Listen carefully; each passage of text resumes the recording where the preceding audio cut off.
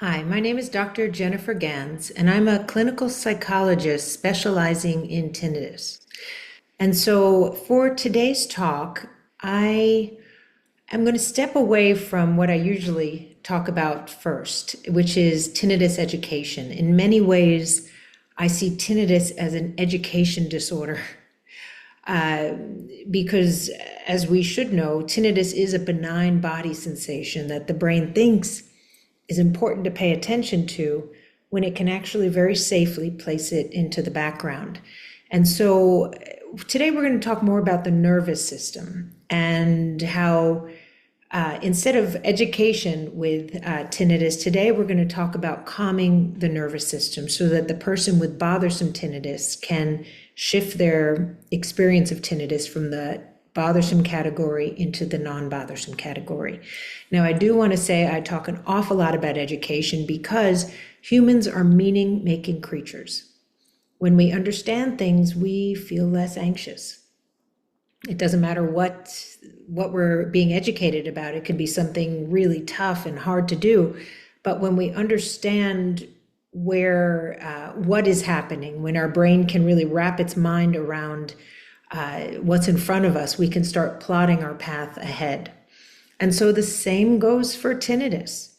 We'll talk a little bit about the educational piece. I mean, we've already gotten started by explaining how it is a benign body sensation.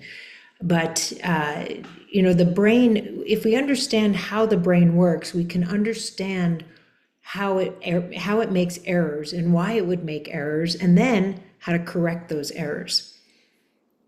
And so let's talk about the brain for a moment. So the human brain is a prediction machine, let's call it. Okay, this is evolution at its best, millions and millions and millions of years, and now we are left with this brain that predicts, and it loves to fill in gaps. Okay, and so we call it a prediction machine because it takes in information and it makes a best guess as to what's going on next. Now, we also have to understand that the brain doesn't like to lose.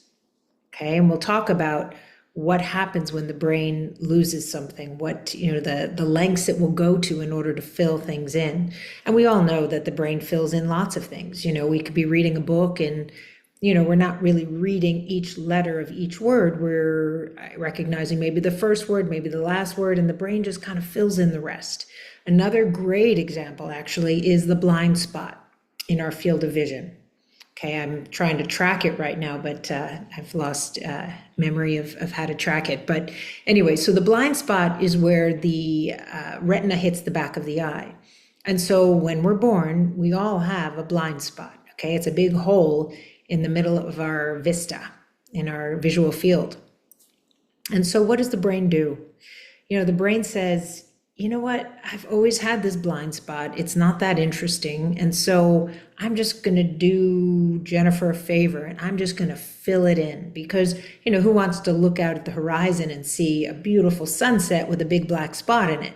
So again, our brain just predicts that it has seen that spot before. It is really not that interesting. It's not going to make or break anything. And so, I'll do Jennifer a favor and I'll just fill in that black spot.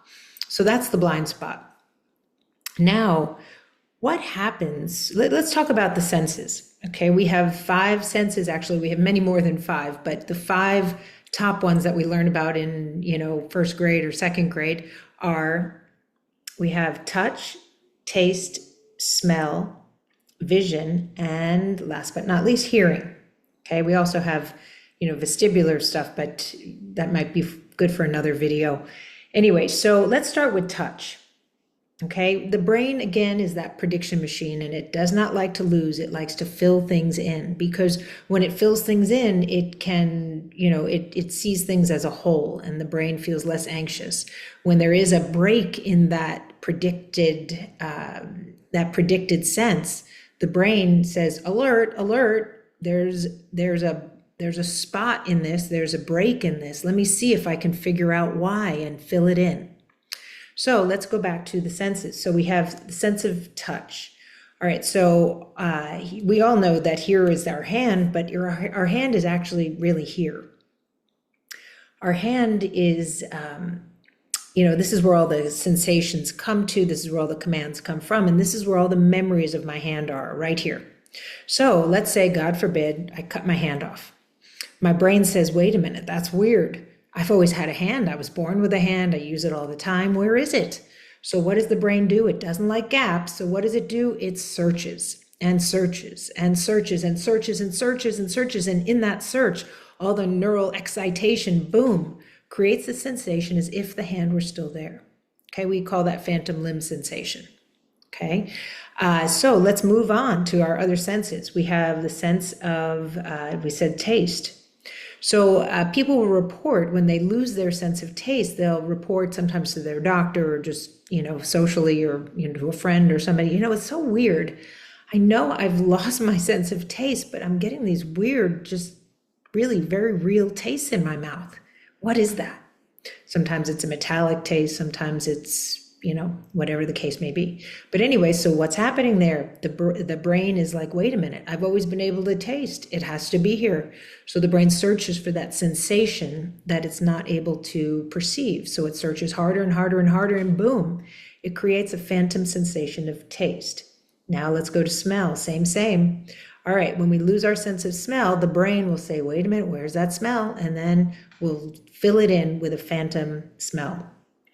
And then we have vision. So when people lose vision, they'll report phantom visions in its place. You can go look up Charles Bonnet syndrome. That's when people who have lost vision will actually create vision where it once was. Okay. So let's go to hearing, which is our favorite topic of today. Let's go to hearing. And for many of you that are watching today, you know that hearing loss is normal. Hearing loss is part of the aging process, okay? And hearing changes. We can get a cold and all of a sudden hearing is a little muffled. And then we recover, of course. But any alteration in audition, any alteration in our brain's ability to pick up on a sensation of sound that it used to get, the brain says, what's going on? And so when we lose hearing, some people lose a lot of hearing. Other people, you can't even really measure their hearing, or we could if we did an extended audiogram. But, audiologists, when they're giving us tests, are testing us between 250 hertz to 8,000 hertz. But humans hear well out beyond that to 20,000 hertz. So, people will come into my office all the time and say, well, you don't know what you're talking about because I have perfect hearing. And so I say to them, well, congratulations, go home, celebrate that you've got amazing hearing. But if we took your audiogram out all the way towards 20,000, we might get up to 8,000, but then it goes down. That's the nature of living. We all have, it's even called presbyacusis, hearing loss with age. So where was I? Okay, so the human brain, when it loses hearing or there's a change in our ability to pick up on what the brain was expecting to pick up on, what does the brain do? It says, where's that sound? So it starts to search and search and search and search and search and search. And in that search, boom, it creates a sensation that we all call tinnitus. Okay, so this is my way of saying nothing's broken. There's actually nothing to fix. There's no pill, no procedure that, needs to be done. It doesn't have to cost thousands of dollars. But what has happened is the brain has misunderstood this benign signal that has come into our awareness. And so, let me explain why somebody would be bothered by tinnitus. Number one, as we mentioned before, you have to lose something in order to search for it. So I kind of jokingly say to people with tinnitus, I say, your silly brain is just searching for a sound that it's no longer able to perceive. Okay, so hearing loss is one of the necessary ingredients in tinnitus. Okay, for some it needs to be looked at, and hearing aids can be wonderful if hearing loss is significant. For others, it's just a little bit of understanding, and no hearing aids are necessary for some people.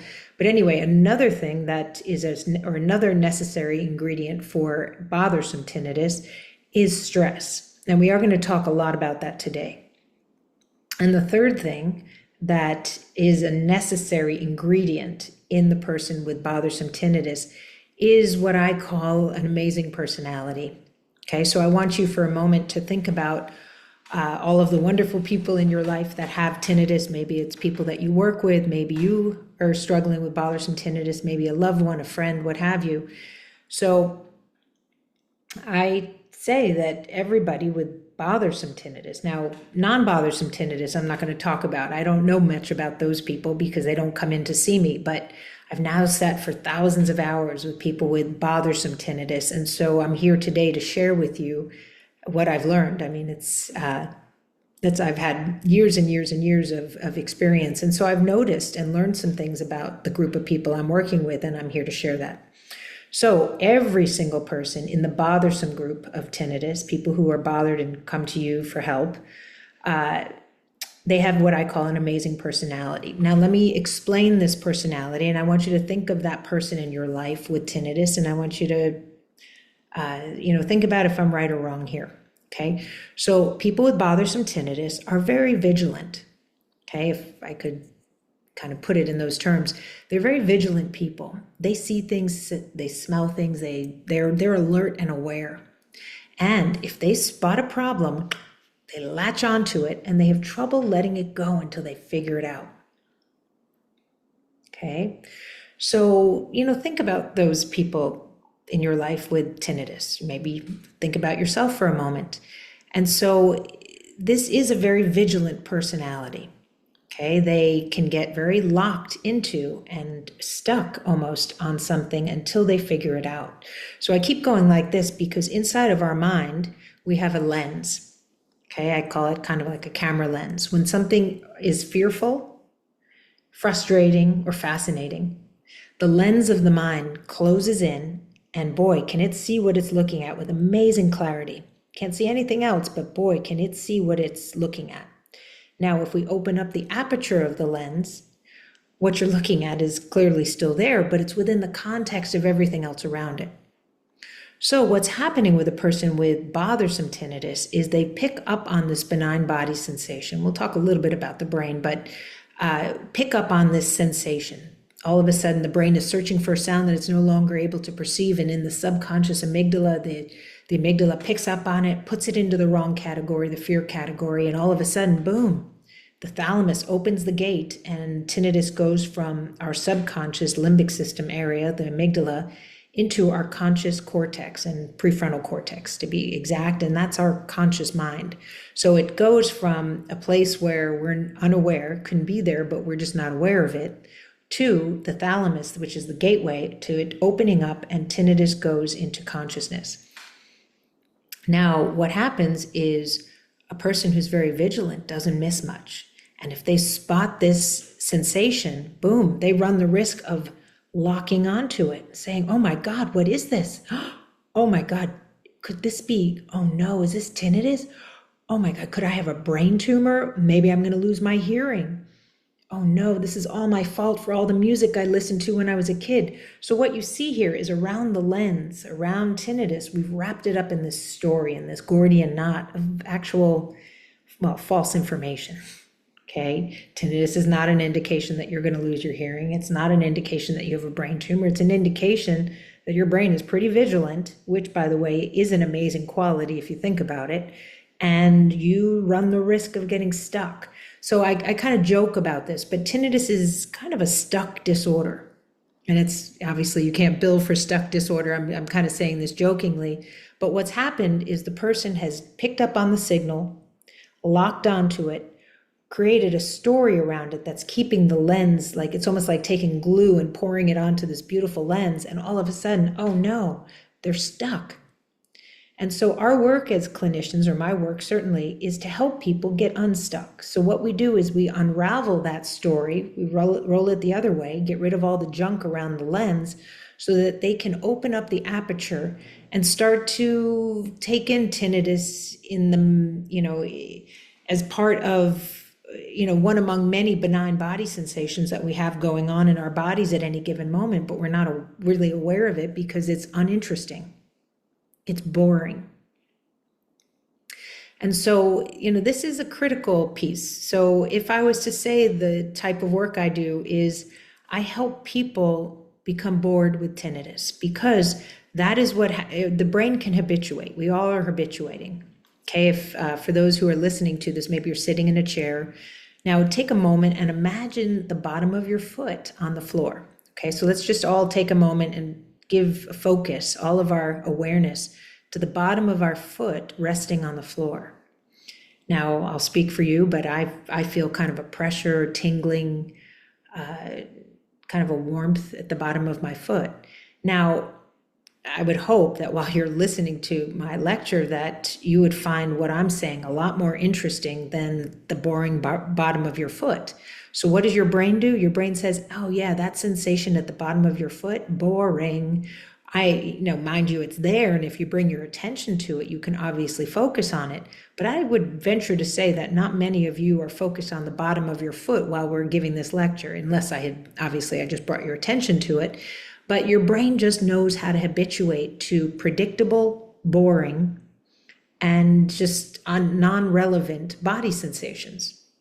And so tinnitus is one of those sensations. Again, I want to put this in, I mean this with compassion, but a person with bothersome tinnitus, their silly brain is searching for a sound that they're no longer able to perceive.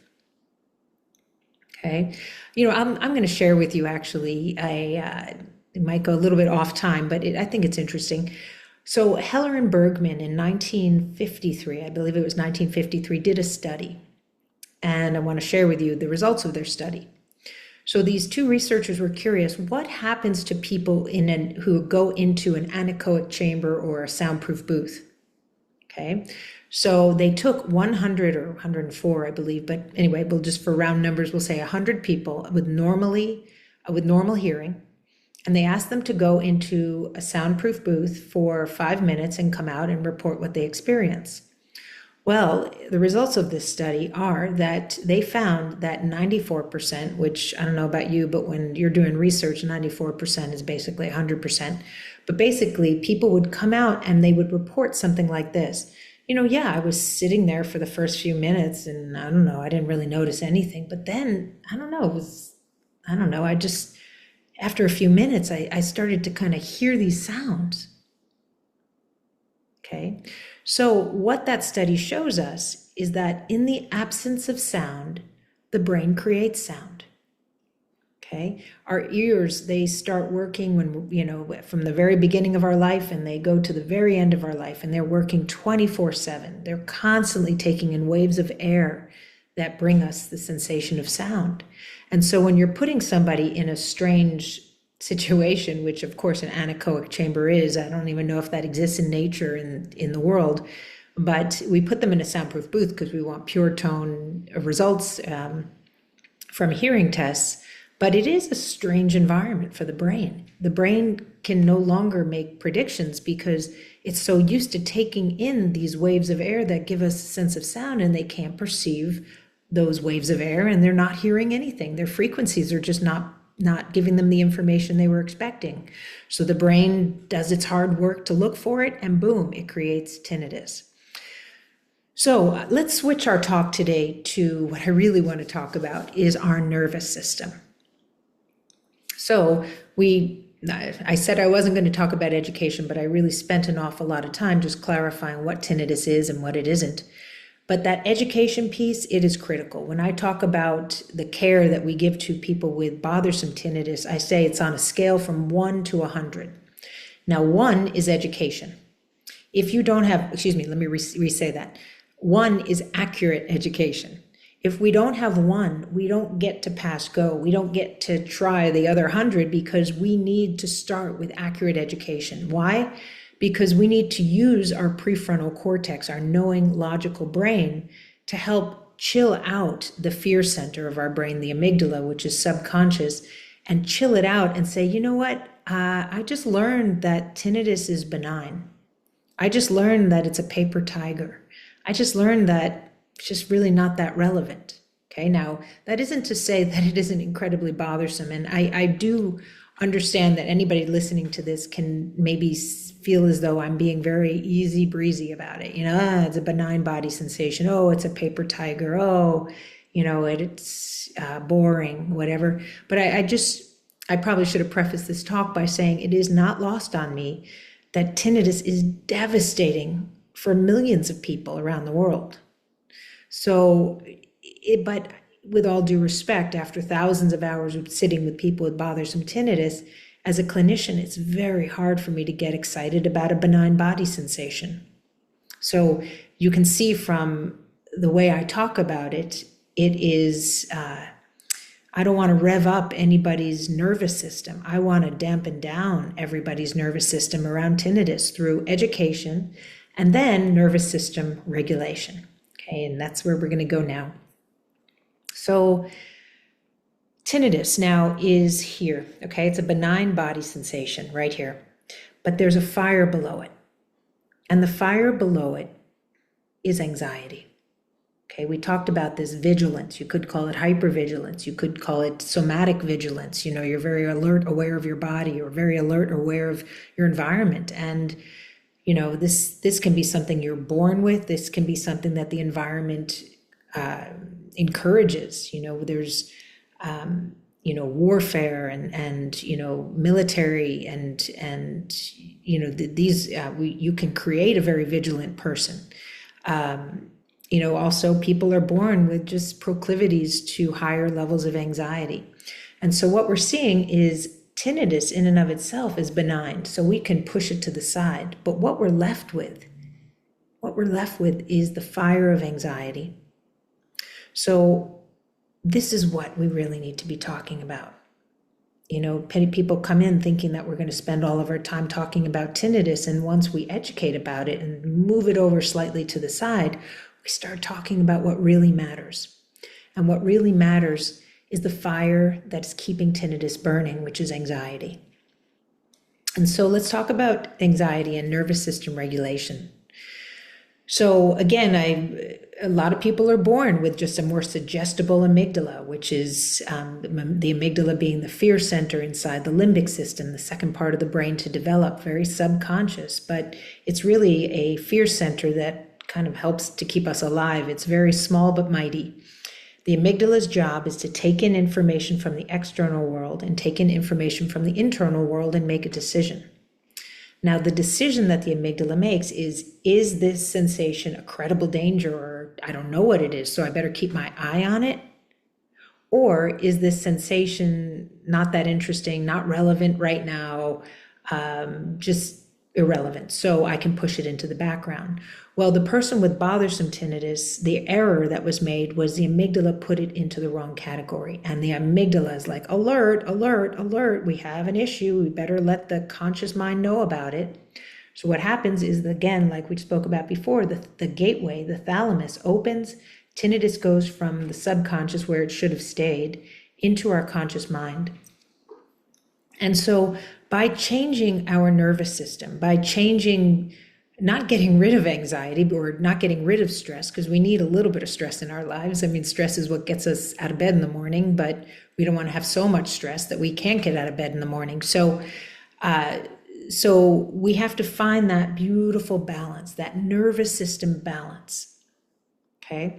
And so what I have found, again, I talk from 1 to 100 as far as what we can do to help ourselves with tinnitus. So 1 obviously is education, and then everything after that follows a pattern. The pattern is that anything that stresses you out will likely make tinnitus more bothersome, and anything that relaxes you will more likely make it less bothersome. So of all the things after that, anything that we choose to help ourselves, our nervous system with tinnitus, is we want to make sure that it doesn't increase stress, that it actually helps to relax us. Okay, and so let's start with the lowest hanging fruit. Let's start with meditation. Okay, now meditation has, just means so much to so many people. And so I might actually change the wording I use around meditation and call it awareness building. Okay, so that's essentially what meditation is. Meditation is an awareness building exercise. Now it's a human capacity. So I hear people say, "Oh no, I can't meditate. My mind wanders." Well, I kind of chuckle when I hear that because of course your mind wanders. That's what the brain is designed to do. And thank goodness, because some of the greatest ideas have come up from mind wandering. So it's not a defective brain. It's a brain that needs a little bit of training. Kind of like if we went to the gym to strengthen, a muscle, we would do reps, right? So with meditation or awareness building, we place our attention on anything really. We tend to use the breath. Why? Because everybody has one. We usually don't put a lot of emotional or judgment on it. I'm not saying, gee, she breathes better than I do or whatever, or I used to breathe better than I do now, or, there's not a lot of stories locked into the breath, of course, unless you have a breathing issue. So I do have to put in that caveat. But anyway, we bring our attention to the breath and the mind leaves the breath because minds do that. The mind wanders, and that's okay. That's okay. But the practice here is to note where the mind goes, because the problem is not the mind wandering, it's the obliviousness or the lack of knowing where is our mind at any given moment. Because when our mind wanders, and it can wander to some old stories, tinnitus is the worst thing in the world, this is going to kill me, or I'm never going to be able to concentrate again, or nobody can help me, the doctor just told me to go home and live with it, what am I supposed to do now, and the internet, and blah, blah, blah, blah, blah, blah, blah, blah. But if we are aware of where our mind is, we can say, I caught you. That is an old story. I can let that go and gently come back to the breath. And so why I call meditation or awareness building low-hanging fruit is because you don't need a doctor's prescription for it. You don't need money to practice awareness building. You can use it at 3:00 in the afternoon and you can use it at 3:00 in the morning. So it goes with you everywhere. And what we find is by improving our ability to bring awareness to where we choose it to go, or meditation, awareness building, we find that other areas of our lives improve. Okay, so as a clinical psychologist, sure, I'm interested in helping people with bothersome tinnitus feel non-bothered by it, but I'm also interested in their life as a whole. And what I have found is that people that have a consistent meditation practice, all of a sudden their relationships start to be clearer. They tend not to be as overly vigilant as they were. Reduction of anxiety, reduction of depression, reduction of sleep difficulty. I mean, these are the top 3 complaints of people with bothersome tinnitus are anxiety, depression, and sleep difficulty. Anxiety, as we mentioned before, is really primary. If you're anxious for a really long time, it can be very depressing, and who can sleep when they're anxious and depressed? So, it really is it starts with anxiety. So meditation also, another great analogy I can make is, if you can see up here, I can move this, we have some instruments on the wall here. So I'll talk about a violin for a moment. And you're probably wondering, why is she talking about a violin? Well, because the brain is like, let me start with a symphony. The brain is like a symphony.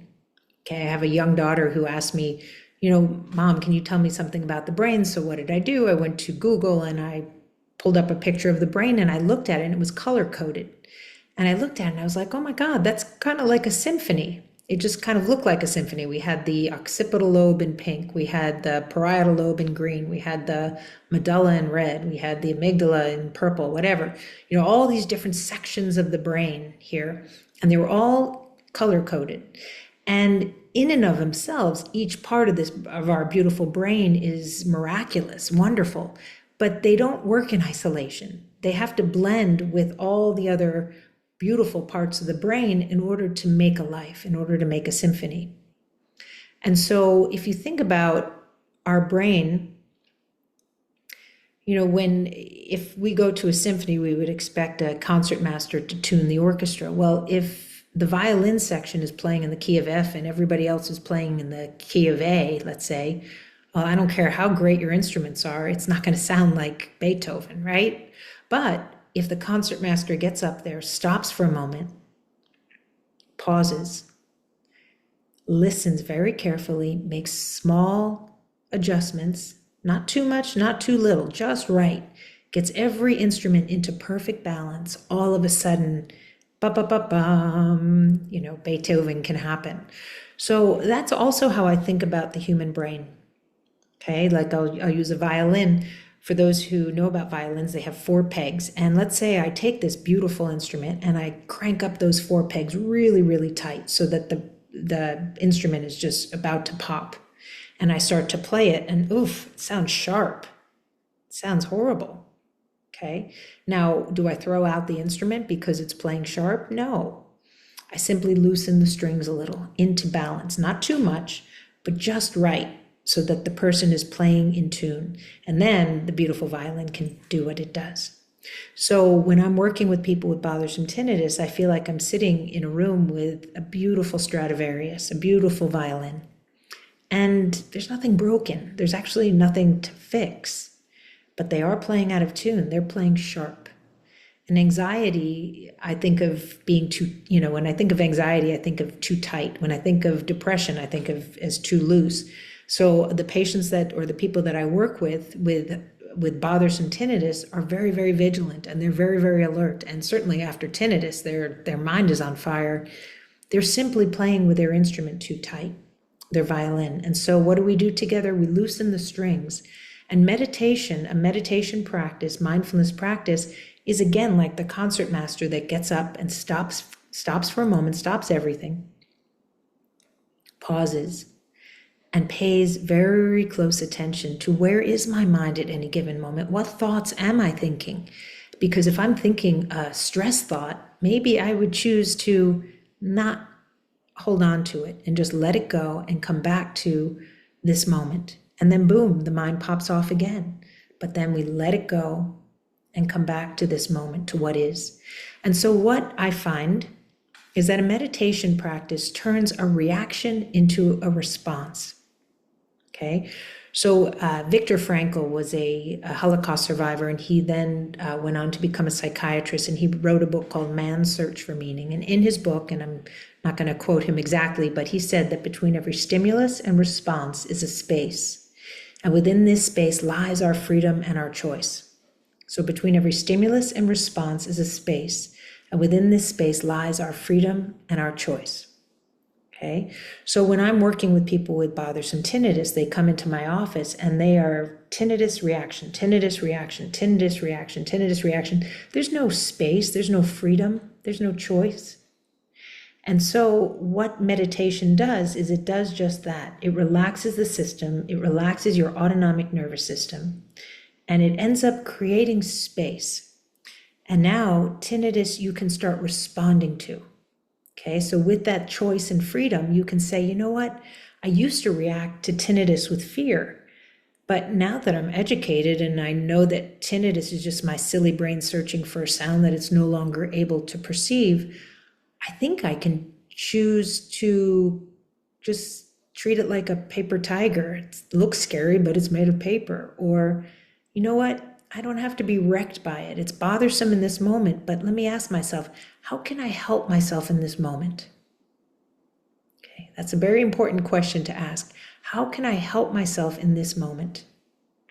Because then we go back to that scale, and anything that reduces anxiety will likely make tinnitus less bothersome. So in any given moment, you could take a shower, you could go for a walk, you can pull back from work and take a bit of a vacation if possible. You can meditate. You can push back and just, be in nature. You can push back and remind your brain that you're safe. And you can also move into tinnitus. If tinnitus is there and it feels really big for you, you can just meditate on tinnitus.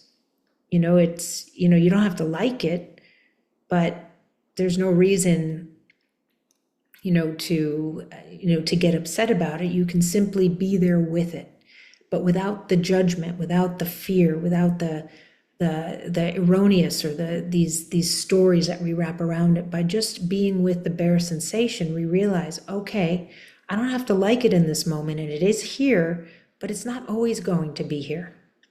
Okay, so there's many different approaches that we can take to tinnitus. And so I think that this is a very critical point to be aware of, is that we have to disengage tinnitus from fear, okay? And we can use fear language like, oh God, this is horrible. Well, your brain hears the word horrible and it says, what's horrible? What's horrible? Or God, this is never going to go away. Oh, well, what's never going to go away? What? There clearly is a present danger. And so by simply changing the words that we use to relate to tinnitus in our thoughts, we can over time disengage tinnitus from fear. And with that, we can start taking a deep breath and responding to tinnitus in more healthful ways. And here's the real punchline of all of this before we end for today, is that it was never about tinnitus. Tinnitus is a benign body sensation. It was never about tinnitus. But what we find through working with tinnitus and shifting it from bothersome to non-bothersome is we realize that we have lots of forms of quote unquote tinnitus in our lives. Anything that's bothering us and we're holding on to it so tightly, we just can't let it go, we can get stuck. And so if we can start to become aware of the brain's proclivity to get stuck on things that were never yours to own, we start generalizing that to other areas of our lives and start to live with more choice and freedom. And so I'm going to end with that today. Thank you all for listening.